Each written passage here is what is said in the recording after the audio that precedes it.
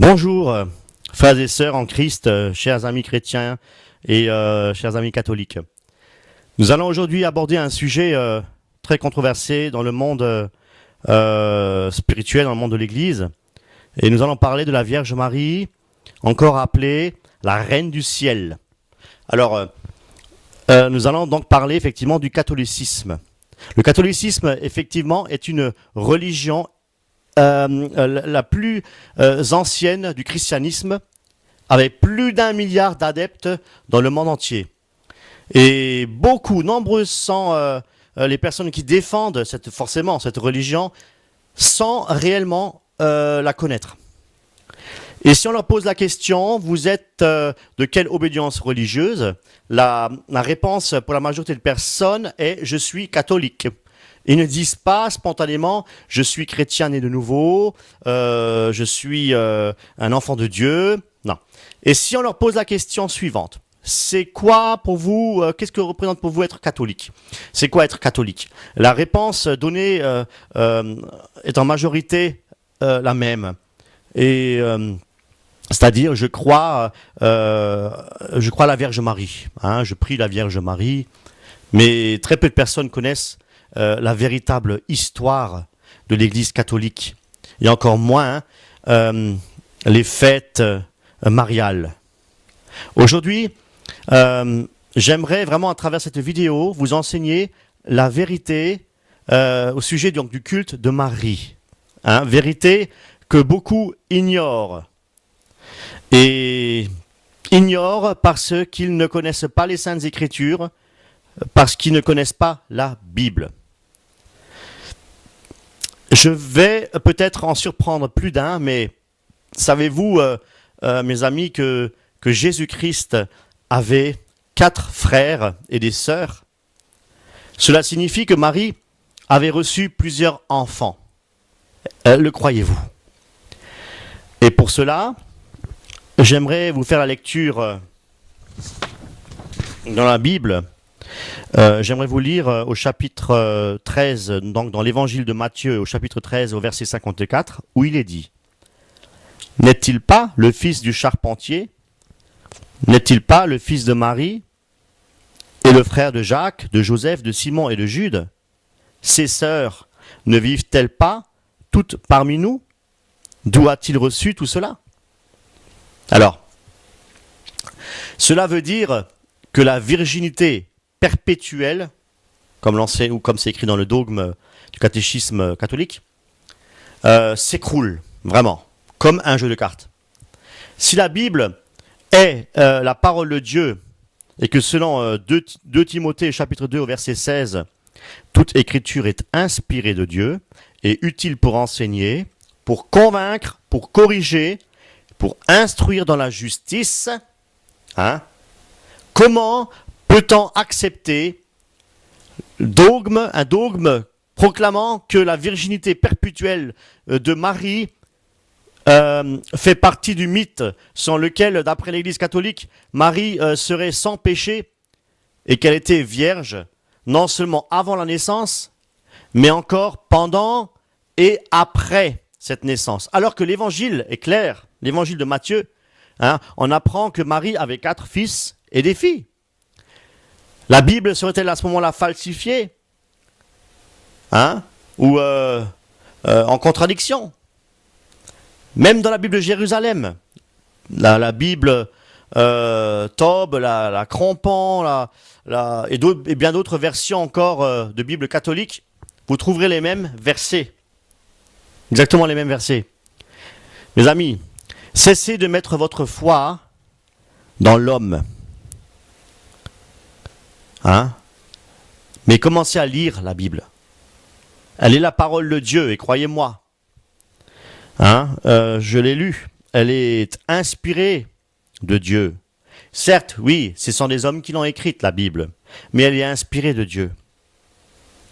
Et recherchez également, cherchez à voir de quand elle date, la Bible. Faites des recherches, mes amis. Et elle est utile pour enseigner, on apprend qu'elle est utile pour enseigner, pour convaincre, pour corriger et pour instruire dans la justice. Et si vous cherchez vraiment Dieu qui est vivant, qui est esprit et vie, si vous le cherchez, hein, eh ben, le Saint-Esprit de Dieu vous éclairera.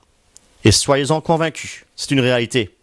Dieu est vivant et l'Esprit de Dieu règne. Dans leur liturgie, dans leur catéchisme, au paragraphe 499, c'est à partir du deuxième concile de Constantinople, donc aux alentours des années 550, qu'on l'a appelé Aiparthedos, qui veut dire rester toujours vierge. Vous pouvez le lire au paragraphe 499 du livre du catéchisme catholique. Alors, que vous pouvez directement télécharger en bas de la vidéo. Et en PDF, format PDF. Et qu'est-ce qui est écrit? Il est écrit en fait que la Vierge, elle conçoit, la Vierge, elle enfante, et Vierge, elle demeure. Ce qui est une hérésie, ce qui est complètement faux. Nous l'avons vu. Et elle a bien encore enfanté après Jésus-Christ 4 fils et des filles. Alors, qu'est-ce qu'on peut dire aussi dans Matthieu, chapitre 1, verset 25? Mais Joseph, ne l'a connu point jusqu'à ce qu'elle lui a enfanté un fils qu'il donna le nom de Jésus. Le jusqu'à confirme en fait qu'il y a eu d'autres enfants. Mais les catholiques affirment que les autres frères et sœurs de Jésus sont les autres fils et les filles de Joseph d'une autre femme. Or, cela est en contradiction, en opposition à la parole de Dieu, qui nous enseigne que la polygamie est fortement condamnée par Dieu.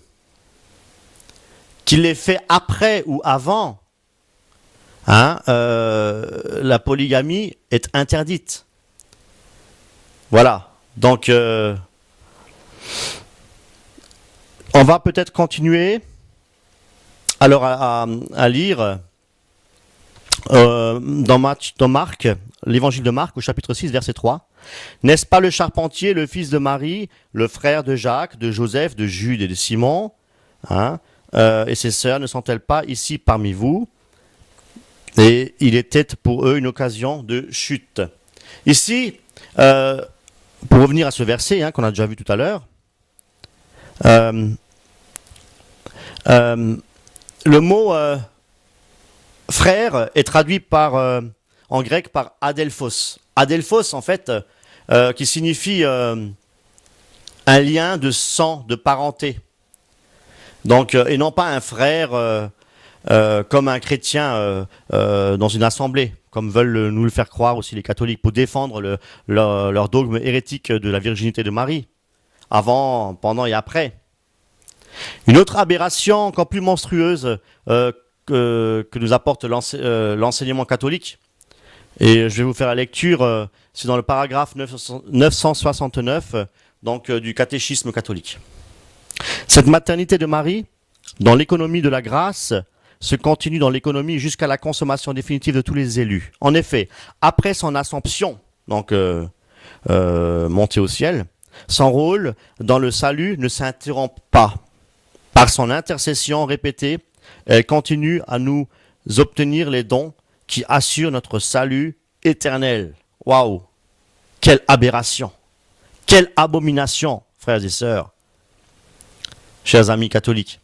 Alors que la Bible est claire, dans Actes au chapitre 4, verset 12, il est écrit « Il n'y a de salut en aucun autre, car il n'y a sous le ciel aucun autre nom qui ait été donné parmi les hommes par lequel nous devions être sauvés. » Aucun autre nom n'a été donné sous le ciel par lequel nous devrions être sauvés. Comment peut-on dire que Marie continue, que son rôle dans le salut ne s'interrompt pas? Comment peut-on dire des choses aussi monstrueuses? Wow, c'est incroyable. Ce qu'il faut retenir ici, c'est que c'est Marie qui était vierge c'est que Marie était vraiment vierge et lorsqu'elle fut enceinte de Jésus. Par contre, une fois Jésus né, elle eut donc des relations sexuelles avec Joseph et son mari, et reçut encore 4 garçons et des filles. Donc, elle n'était plus vierge. Et donc, le dogme de l'Immaculée Conception, qui affirme que Dieu et Jésus-Christ ont entièrement préservé Marie du péché originel et du péché personnel, eh ben, que vous trouverez aussi dans le catéchisme au paragraphe 493, est complètement faux et dangereux. Voilà. Et pourquoi est-ce que c'est dangereux?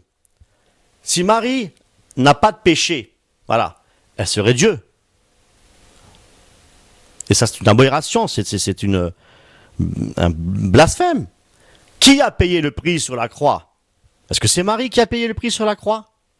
Est-ce que c'est son sang qui a été lavé pour nous, pour nos péchés? Est-ce que c'est son sang qui a lavé nos péchés? Qui nous a purifiés? Non, absolument pas. C'est Jésus-Christ qui a versé son sang sur la croix pour nous purifier, pour nous laver de tous nos péchés. Et si vous dites que Marie est sans péché, c'est dire aussi à ce moment-là qu'elle est intermédiaire entre Dieu et les hommes, comme Jésus-Christ. Et c'est exactement ce qu'affirment les enseignants catholiques. Ils prient et invoquent Marie, même plus que Jésus-Christ. Et c'est la vérité. Hein, c'est la vérité. Hein, si nous parlons avec une personne, c'est vrai que catholique, par exemple, forcément, elle va nous dire que Marie a beaucoup d'importance dans leur vie. Elle intercède, elle bénit, etc. Donc, ils invoquent Marie tout le temps. Ils prient Marie plus que Jésus-Christ. Parce que Jésus-Christ, c'est le petit Jésus de la crèche. Voilà, donc on minimise Jésus qui est Dieu, le Fils du Dieu vivant, pour donner plus d'importance à Marie, qui, entre guillemets, n'est pas vraiment Marie. Voilà, et ça, nous le verrons un peu plus loin. La Bible déclare aussi dans 1 Timothée, au chapitre 2, au verset 5, qu'il y a un seul Dieu et un seul médiateur entre Dieu et les hommes, c'est Jésus-Christ. Homme qui s'est donné lui-même en rançon pour tous. Voilà. Et il est bien écrit, un seul médiateur entre Dieu et les hommes. Un seul. Jésus-Christ, homme, et non pas Marie, femme. Voilà. Et c'est seul Jésus qui s'est donné en rançon pour tous. Oui. Regardez maintenant une abomination bien pire encore, justement. Et là, je vais vous lire un extrait du catéchisme de l'Église catholique, au paragraphe 969.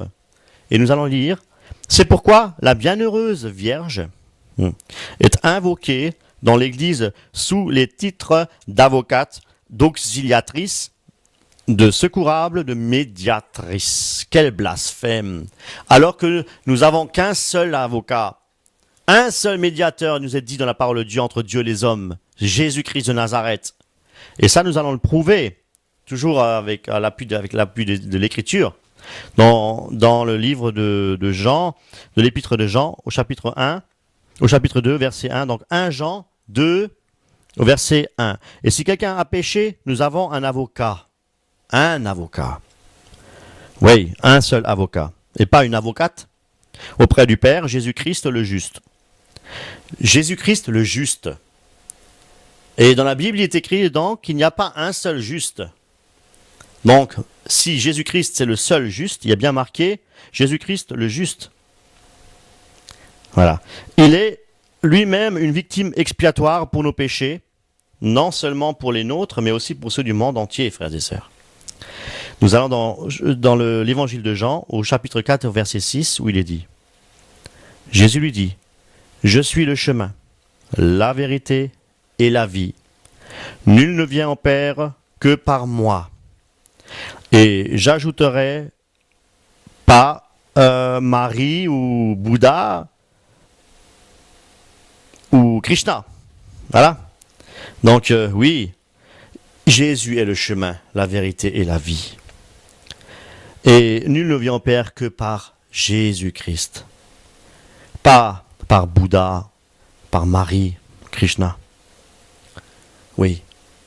Et Jésus-Christ nous a enseigné ici à prier le Père aussi. Nulle part dans la Bible il est dit de prier Marie ou qu'elle intercède pour nous. Nulle part. Mais au contraire, il est même dit dans Romains, au chapitre 8, verset 33. Qui accusera les élus? C'est Dieu qui justifie.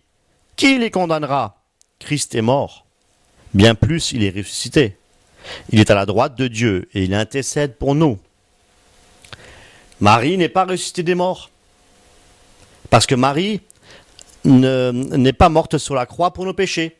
Elle n'a pas vaincu Satan. Donc, elle ne peut pas être ressuscitée des morts. Donc, elle ne peut pas intercéder pour nous. Christ est vivant. C'est le seul qui peut intercéder pour nous. La Bible nous dit, il est le chemin et la vérité et la vie. Voilà, ça c'est aussi une vérité. Et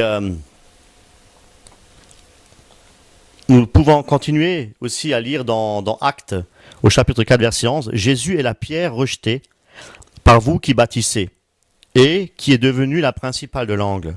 Il n'y a de salut en aucun autre. Hein? Et car il y a sous le ciel aucun autre nom qui était donné parmi les hommes par lequel nous devions être sauvés. Et là maintenant je reviens à ce qui était dit au paragraphe. C'est pourquoi la Bienheureuse Vierge est invoquée dans l'Église sous les titres d'avocate, d'auxiliatrice, de secourable, de médiatrice. Tout ça c'est faux. Voilà. Tout ça c'est faux.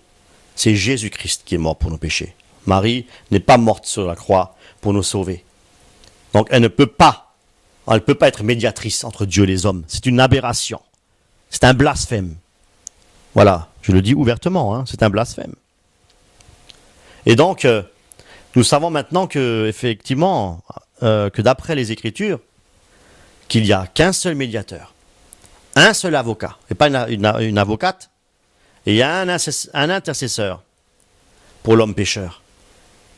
C'est Jésus-Christ et pas Marie. Mes amis, je vous mets vraiment au défi. Si vous me trouvez un seul passage dans la Bible qui affirme que Marie est montée au ciel, donc élevée au ciel en l'ascension avec son corps, hein, qu'elle intercède maintenant pour nous les pauvres pécheurs, et qu'elle prie pour nous, et ben vraiment je vous mets au défi, mes amis, si vous me trouvez un seul verset depuis, comme je vous ai dit, donc, de la Genèse jusqu'à l'Apocalypse, hein, un seul verset, eh ben, je vous promets que je me convertirai à la religion catholique. Jésus-Christ était conçu par le Saint-Esprit et non pas par une semence humaine, la semence de l'homme. Les autres fils et filles viennent de la semence de l'homme. Or la Bible nous dit que l'homme est né dans le péché. Et là maintenant nous pourrons aller dans Psaume, au Psaume 51 et au verset 5. Où il est effectivement dit, voici je suis né dans l'iniquité et ma mère m'a conçu dans le péché. Posons-nous la question, les frères et sœurs de Jésus-Christ sont-ils nés comme Jésus-Christ, le Fils de Dieu, par la puissance du Saint-Esprit, sans la semence de l'homme? Non. La Bible nous enseigne que l'homme est par nature pécheur et la femme pécheresse. Et que le salaire du péché, dans Romains, Paul nous en parle, c'est la mort. Or Marie, elle est morte. Et morte d'une mort naturelle. Et non pas comme Jésus-Christ. Marie n'est jamais montée au ciel physiquement. L'assomption ou l'élévation au ciel, c'est une date qui est retenue le 15 août. C'est une hérésie grave. Dans tout le Nouveau Testament, depuis les évangiles jusqu'à l'Apocalypse, pas une seule fois, et aucun apôtre nous a parlé de Marie, et encore moins qu'elle soit montée au ciel, qu'elle soit ressuscitée avec son corps. Nulle part. Nulle part dans les Écritures. Dans tout le Nouveau Testament. Alors, pour ceux qui ne le savent pas, cette fête donc du 15 août ne date pas du 1er siècle,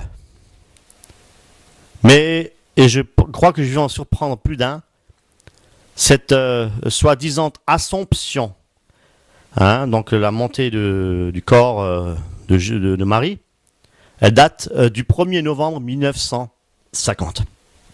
Voici maintenant ce que le pape Pie XII disait de Marie, et je vais vous le lire. L'Immaculée Mère de Dieu, toujours vierge, à la fin du cours de sa vie terrestre, a été élevée en âme et en corps à la gloire céleste. Je répète, l'Immaculée Mère de Dieu, toujours vierge, à la fin du cours de sa vie terrestre. Voilà ce que le pape Pie XII disait de Marie.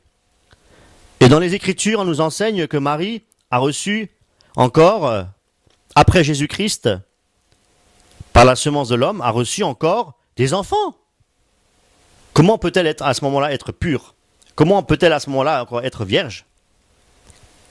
C'est une hérésie. C'est une abomination. Si c'était vraiment le cas, je vous dis, Paul, Jacques, Pierre, Jean, ne penseriez-vous pas qu'il en aurait fait mention dans la Bible, dans le Nouveau Testament? Rien de tout cela.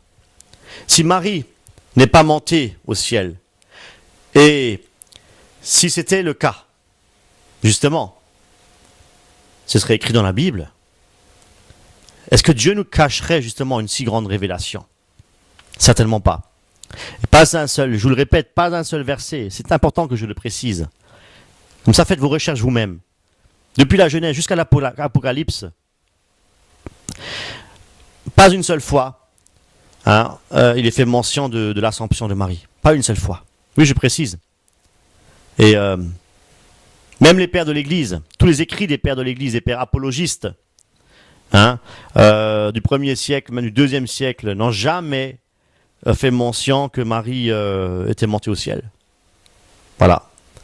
Alors, regardez ce que Jésus-Christ lui-même me dit à propos de sa mère. Alors, nous allons pour cela dans Jean, au chapitre 19, verset 25. Près de la croix de Jésus se tenaient sa mère et la sœur de sa mère, Marie, femme de Clopas, et Marie de Magdala. Jésus, voyant sa mère et auprès d'elle le disciple qu'il aimait, dit à sa mère, « Femme, voilà ton fils. » Puis il dit au disciple, « Voilà ta mère. » Et dès ce moment, le disciple l'a pris chez lui. Nous poursuivons avec, dans l'évangile de Jean, au chapitre 2, verset 3. « Le vin ayant manqué, la mère de Jésus lui dit, ils n'ont plus de vin. Jésus lui répondit, « Femme, qu'y a-t-il entre moi et toi? Mon heure n'est pas encore venue. » Et dans l'évangile de Matthieu, au chapitre 12, verset 47, il est dit, « Voici, ta mère et tes frères sont dehors et ils cherchent à te parler. » Mais Jésus répondit à celui qui lui disait, « Qui est ma mère? Et qui sont mes frères? » Puis, étendant la main sur ses disciples, il dit, « Voici ma mère et mes frères, car quiconque fait la volonté de mon Père qui est dans les cieux, celui-là est mon frère, et ma sœur, et ma mère. » Et non pas la volonté de Marie. Marie ne s'est pas sacrifiée sur la croix. On ne peut pas être sauvé par Marie. Vous avez bien noté ici que Jésus n'a jamais appelé sa mère maman, mais femme. Pourquoi femme? Tout simplement parce qu'il est le Fils de Dieu et engendré par l'Esprit de Dieu. Voyez-vous, l'Église catholique déforme la parole de Dieu et à son avantage, et cela effectivement induit des milliers de gens, des milliards de gens dans l'erreur, dans l'hérésie, dans la perdition. Vous allez peut-être me dire, si cela était vrai, si tout cela est vrai, et que la doctrine catholique justement est fausse, et Marie qui n'est jamais montée au ciel, et que c'est une grande tromperie, et pour quelle raison donc Dieu duperait, et Dieu tromperait-il des milliards de chrétiens catholiques? Ce serait un Dieu sans amour et cruel? Non, certainement pas. Dieu n'est pas sans amour. Dieu est amour. Et il a tant aimé le monde qu'il a donné son Fils Jésus-Christ. Justement, il a envoyé son propre Fils pour nous racheter de nos malédictions, hein, et du péché et de la mort éternelle. Vous savez, les guerres de religion ont existé parce que des hommes remplis du Saint-Esprit de Dieu se sont levés. Et ils se sont levés pourquoi? Parce qu'ils ont lu les Écritures saintes. Et les yeux se sont ouverts. C'est pourquoi on les appelle les protestants. Ils ont protesté au XVe siècle, hein, contre justement toutes ces hérésies de l'Église catholique. Quand je dis ces hérésies, il n'y a pas que Marie. Et je précise que l'Église catholique est une religion d'État, alors que l'Église de Jésus-Christ, c'est l'Église céleste. Mes amis, une multitude vraiment incalculable de chrétiens ont été persécutés durant ces 19 siècles parce qu'ils ont renié justement la foi catholique. Hein? Et c'est pas étonnant parce que Paul lui-même dans la lettre de Timothée disait que tous ceux qui veulent vivre pieusement en Jésus-Christ seront persécutés. Et oui, mes amis, eh ben on vous a menti pendant des siècles durant. Et il est écrit même dans la Bible que le père du mensonge, c'est Satan. Voilà. Et qui se déguise en ange de lumière pour séduire même les élus.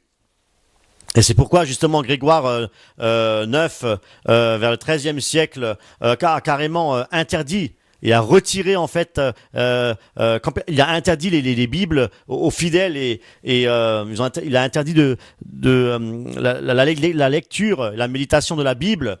Hein, et c'était au concile de Toulouse, donc sous peine de mort et de persécution et de torture.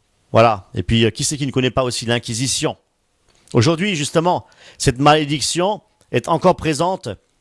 Pourquoi? Parce que la majorité des catholiques ne lisent pas les Écritures, ne lisent pas la Bible, alors qu'ils peuvent le faire désormais. Mais ils sont tellement endoctrinés. Ben, écoutez, à titre d'exemple, justement. Et cela, je vous le dis bien, à 99%, lorsque moi et mon épouse nous évangélisons, lorsque nous parlons de Jésus-Christ, la réaction, c'est toujours la même. Non, merci, cela ne nous intéresse pas. Hein? Alors on leur pose la question, mais alors Jésus ne vous intéresse pas? Non, ça ne m'intéresse pas, j'ai ma religion, je suis catholique et je resterai catholique jusqu'à ma mort. Ok, jusqu'à votre mort. Jusqu'à votre mort, vous allez rester catholique. Donc, jusqu'à votre mort, hein, vous aurez prié un démon, hein, cru et prié un démon. Voilà, toute votre vie.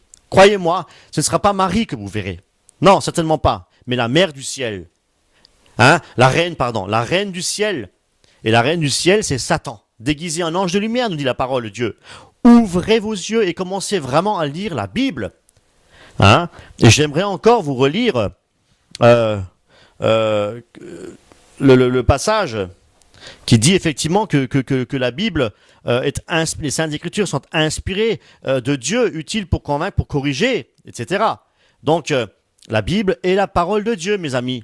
Si Marie doit être élevée, hein, pourquoi certains personnages de la Bible, comme l'apôtre Paul, déclarent dans 1 Corinthiens, au chapitre 2, au verset 2, « Car je n'ai pas eu la pensée de savoir parmi vous autre chose que Jésus-Christ et Jésus-Christ crucifié. » Mais pourquoi en sommes-nous arrivés à croire et à enseigner que Marie, c'est la reine du ciel? En fait, depuis le règne de l'empereur Constantin, et le christianisme, en fait, s'est paganisé. C'est-à-dire que la doctrine des apôtres de Jésus, s'est paganisée. Et au fil du temps, l'Église catholique, qui veut dire catholique universelle, hein, est devenue ce qu'elle est aujourd'hui. C'est-à-dire, le sens des Écritures ont été modifiés, déformés, tordus. Hein. Et l'empereur Constantin a forcé les hommes et des femmes et des enfants, qui étaient donc païens forcément, non pas à se tourner vers Jésus-Christ pour l'accepter comme leur Seigneur et Sauveur personnel, mais plutôt à adhérer à un système, donc la religion, une institution humaine et philosophique, avec à la tête un clergé, hein, et un pape, et la papauté. Hein, c'est pourquoi justement tous ces hommes et ces femmes ont apporté aussi leurs coutumes et leurs cérémonies dans l'Église parce qu'ils n'étaient pas, ils n'étaient pas nés de nouveau. Ils n'étaient pas sauvés en Christ. Ils ont adhéré à un système, à une religion, pas à Jésus. Donc, et ils ont ramené toutes ces coutumes-là, ces cérémonies de leur vie passée, donc des dieux étrangers, etc. Progressivement, tout cela s'est infiltré et s'est introduit dans la liturgie, les cultes. La prière des morts, la vénération des saints. Pour les orthodoxes, c'est beaucoup les icônes, prier les saints, etc. Voilà. Donc, toutes ces fêtes païennes, après, sont devenues des fêtes de l'Église. Hein? C'est juste les noms qui ont été modifiés, changés, mais les démons sont toujours encore présents, cachés derrière tout cela. Frères et sœurs, chers amis chrétiens et catholiques. Et c'est vers l'an 400 qu'ils ont commencé à ériger donc des statues de saints, des objets d'adoration, de vénération. Et tout ça, c'est venu dans l'Église avec l'adoration forcément de la Vierge Marie, qui maintenant, vous allez le savoir, n'est plus ni moins un culte rendu à Artémis. Artémis qui est donc une grande déesse, donc qu'on appelle la Reine du Ciel. Et le pape Pie XII appelle Marie donc la Reine de l'univers, la Reine du Ciel. Cette vérité, vous la trouvez aussi sur le fichier le Saint-Siège. Et tout de suite, au début de sa lettre, vous pouvez télécharger ce fichier en fait en dessous de la vidéo. Et ce culte de Marie a débuté au IVe siècle, vers le IVe siècle. Et lorsque l'évêque d'Éphèse en fait disait que la Vierge Marie était la mère de Dieu. Ce qu'il faut savoir, mes amis, c'est que nous retrouvons également donc des vierges mères en Inde. Par exemple, Krishna a été mis au monde par une vierge pure qui s'appelait Devaki. Et comme le premier aussi Bouddha, sa mère c'était la vierge Maya. En Égypte c'était la vierge Isis. Et en Grèce c'était la vierge mère Athéna, Parthénaos. Voilà.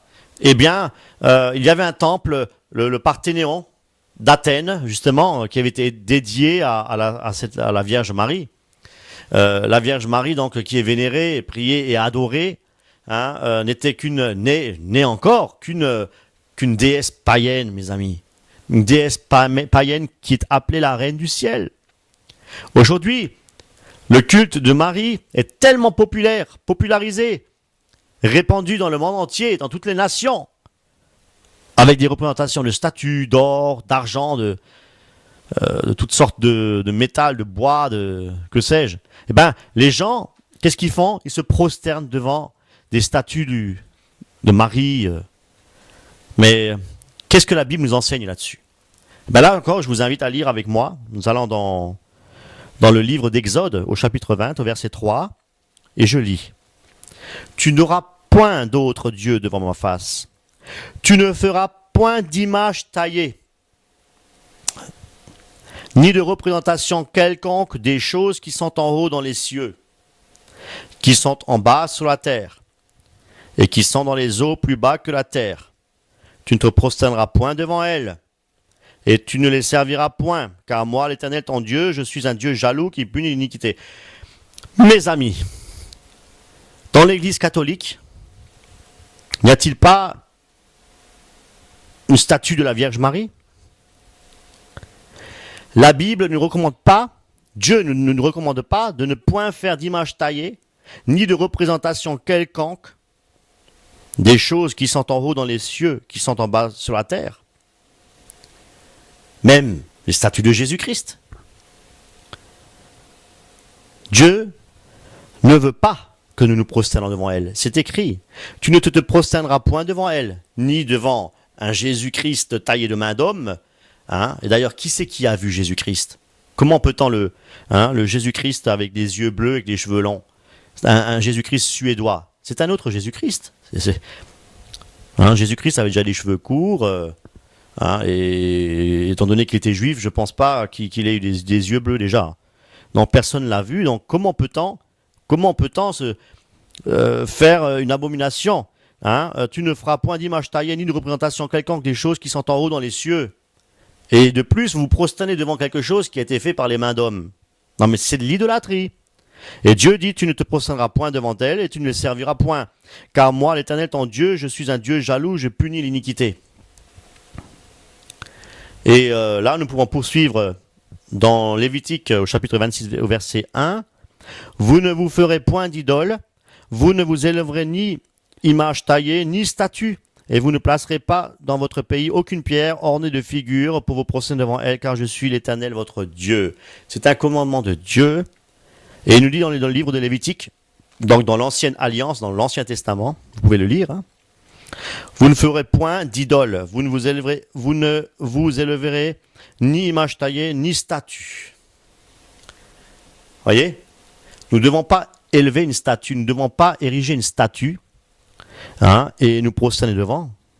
Il y a marqué, pour vous prosterner devant elle, car je suis un Dieu, car je suis l'Éternel votre Dieu. C'est un commandement, nous n'avons pas le droit de le faire, frères et sœurs, chers chrétiens et chers amis catholiques. Dieu nous l'interdit. C'est une interdiction.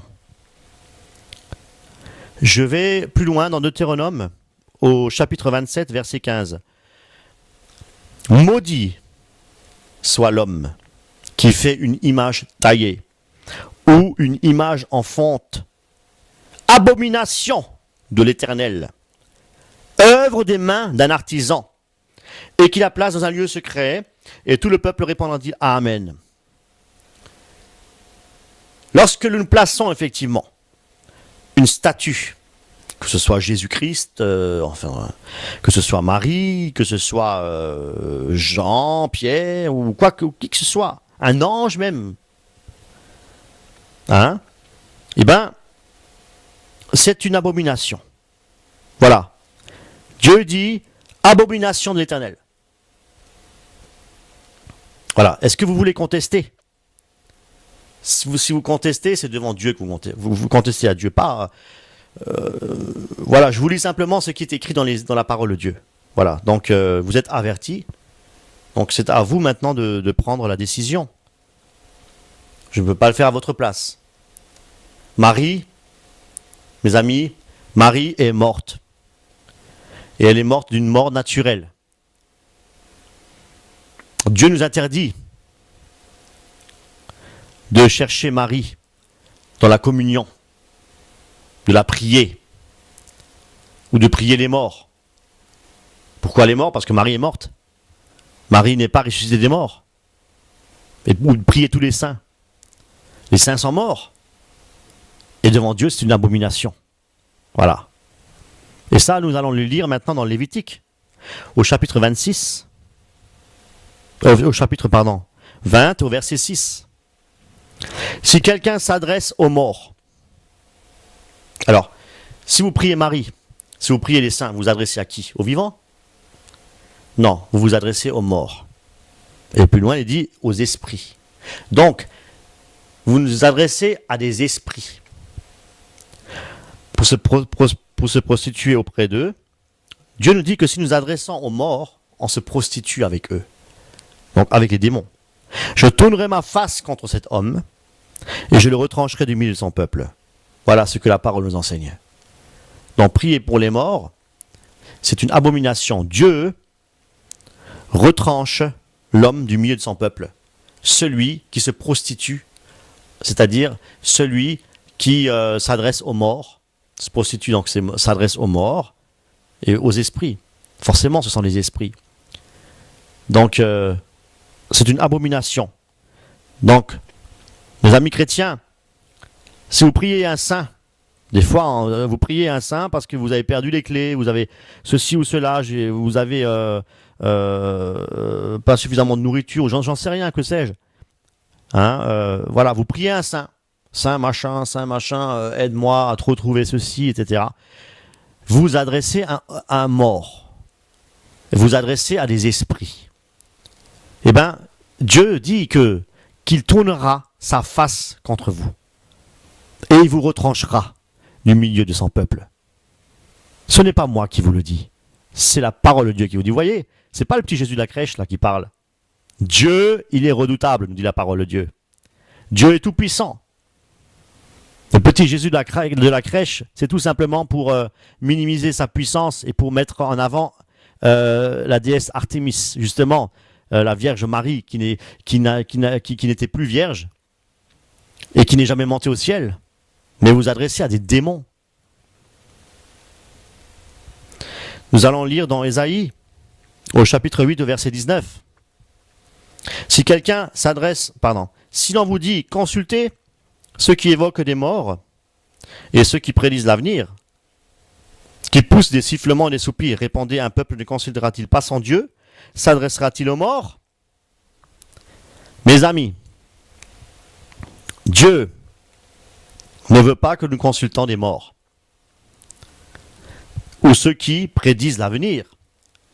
Si vous étiez déjà allé dans un cabinet de voyance et vous avez effectivement demandé à ce que l'avenir vous soit dévoilé, sachez que vous avez affaire à des démons. Voilà, parce que la Bible nous l'interdit. Voilà, Dieu nous l'interdit. Et c'est pourquoi Dieu dit, un peuple ne consultera-t-il pas son Dieu? Voilà, c'est une vérité, mes amis. Et nous allons, pour couronner tout cela, nous allons maintenant voir notre cher prophète Jérémie, au chapitre 7, verset 18, où il est dit, dans la parole de Dieu, « Les enfants ramassent du bois, les pères allument le feu, et les femmes pétrissent la pâte pour préparer les gâteaux à la reine du ciel. » Waouh! Je répète, les pères allument du feu et les femmes pétrissent la pâte pour préparer des gâteaux à la reine du ciel. C'est écrit dans l'Ancienne Alliance. Et pour en faire la libation, donc des offrandes à d'autres dieux. Waouh! Afin de m'irriter. Dieu dit, afin de m'irriter. Est-ce moi qu'ils irritent? Dit l'Éternel.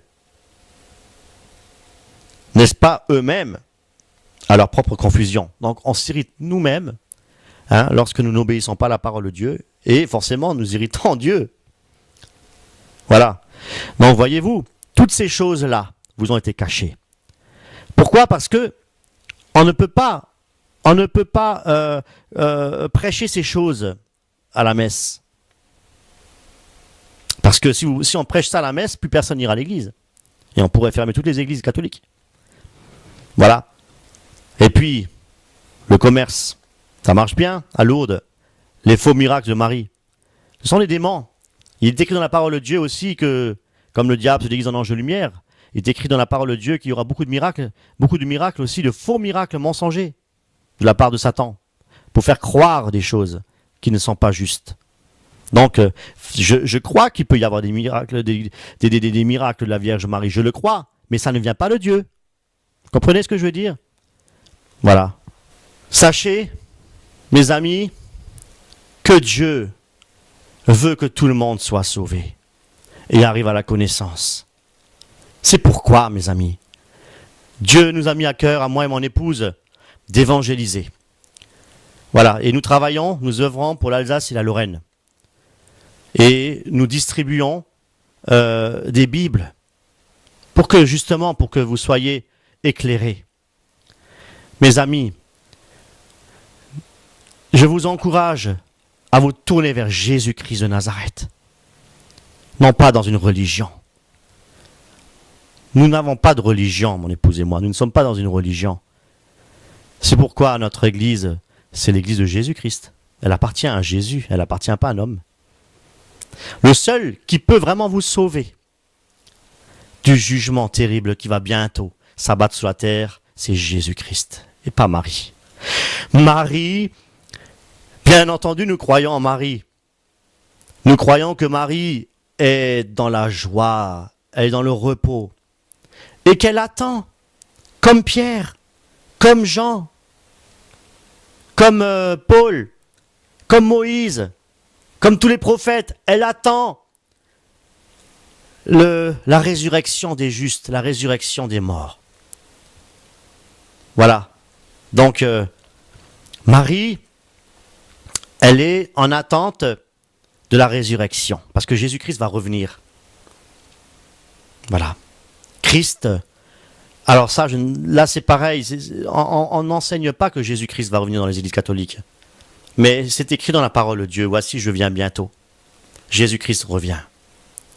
Et il viendra, ce sera un jugement terrible, mes amis. Un jugement terrible. Alors vraiment, lisez la Bible.